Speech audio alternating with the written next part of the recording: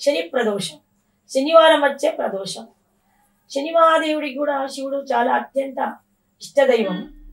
ఎప్పుడు కూడా నిరంతరం కైలాసపర్వతం వెళ్ళి తనకున్నటువంటి శని చాలా ధర్మకర్త. శని లేకుంటే చీకటి లేకుంటే పగలకు విలువ ఇలా లేదో, శని లేకుంటే మానవాళ్ళు అల్లకోళ్ళలో మైతుంది అహంకార జీవులై అసులుగా ప్రవశిస్తారు. శని క్రమశిక్షణ కలిపే దేవుడు. అయ్యో నాకు శని పట్టిందని అనుకోవద్దు. శని ఎవరినైనా తిట్టేటప్పుడు శనిని ఉచ్చరించి తిట్టబడాలి వాళ్ళకి. ఇంకా శని గ్రహం వల్ల వచ్చే కష్టాలు ఎక్కువ అయిపోతాయి.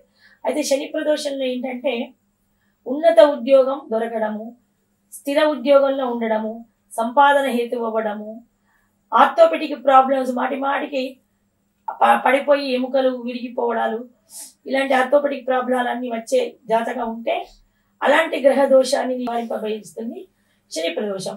ఇలాగే శనివారం అంతా ఉపసించి ఉదయం వేళలో పొద్దున 6 నుంచి 7 గంటలకు శని మహాదేవుడికి పూజ చేసి సాయంత్రం వేళ శివుణ్ణి కొలిచి అభిషేకం చేసుకొని తిలలు అంటే శనికి ఇష్టమైనటువంటి ధాన్యము, ఆ తిలలు నీరు, కొబ్బరి నీరు, తిలలు, కొంచెం చక్కెర కలిపి ఆ నీటితోని లేకుంటే చెరుకు రసం వీటితోని శివుడికి అభిషేకం చేయడం వల్ల ఎలినాటి శని దోషం అంటే 7.5 సంవత్సరాలు, అది ఆ 2 సంవత్సరాలు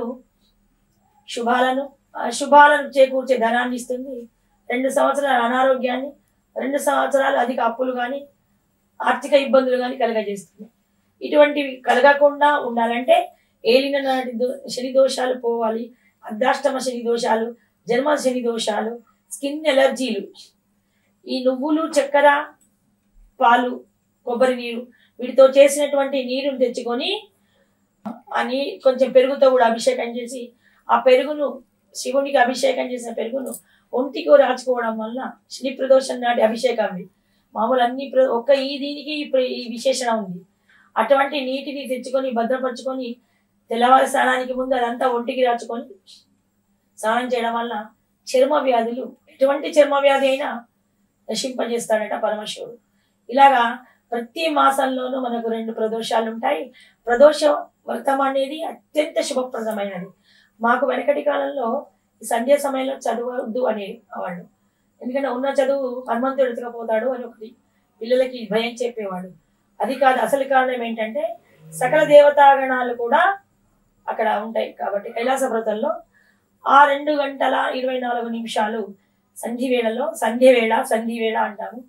అక్కడ ఉమామహేశ్వరులను తలుచుకొని పూజించుకొని, లేకుంటే ఇంట్లో ఓపిక లేని వాళ్ళు ఇంట్లో ధ్యానం చేసుకొని, లేక ఒక నమస్కారం చేసుకొని శివలింగానికి మంచి విషయాలు మాట్లాడుకోవడం వల్ల మోక్ష సిద్ధి, శుభ ఫలితాలు పొందుతారు. ఇది మన భారతీయ సంస్కృతిలో ఉండేటువంటి ఏకాదశి, ద్వాదశి, త్రయోదశిల ఈ తిథులకు విశేషణ. అలాగే చతుర్దశి, పున్నమ ముందు వచ్చే చతుర్దశి కాకుండా అమావాస్య ముందు వచ్చే చతుర్దశి, దాన్ని మాస శివరాత్రి, అది కార్తీక మాసంలో కానీ, మార్గశిర మాసంలో కానీ, మాఘ మాసంలో కానీ వస్తే మహాశివరాత్రి అంత శుభ ఫలితాలను ఇస్తుంది. ప్రతి మాస శివరాత్రికి మృతికాలింగ అర్చన అంటే మట్టితో చేసే లింగాలను అర్చించి తర్వాత తెల్లవారి నిమజ్జనం చేయడం వల్ల మాస శివరాత్రి వల్ల జ్ఞాన సిద్ధి, సంపద సిద్ధి. అంటే ఇది అమావాస్య ముందు వచ్చే చతుర్దశికి సంబంధించి.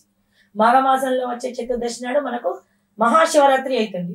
ప్రతి నెల ఉండే శివరాత్రి అమావాస్య ముందు వచ్చే చతుర్దశి, ఏకాదశి, ద్వాదశి, త్రయోదశి, చతుర్దశి. ఈ విద్యకు నింద్యాలు అంటే విద్య చెప్పకూడదు. చతుర్దశి, అమావాస్య, పాడ్యమి, అక్షరాభ్యాసాలు చేయించడము, తెలియక లక్కీ డే అని ఏదో డేట్ అనుకుని అమావాస్య, చతుర్దశి, పాడ్యమిలో స్కూళ్ళకు కొత్తగా పిల్లల్ని వేయడం మంచిది కాదు. వాళ్ళ విద్య మధ్యలోనే ఆగిపోతుంది. అది చదువుకు అంత మంచిది కాదు అని మనకు వేద శాస్త్రాలు తెలుపుతుంది. జై శ్రీమన్నారాయణ, జై శ్రీ రామచంద్ర ప్రభు.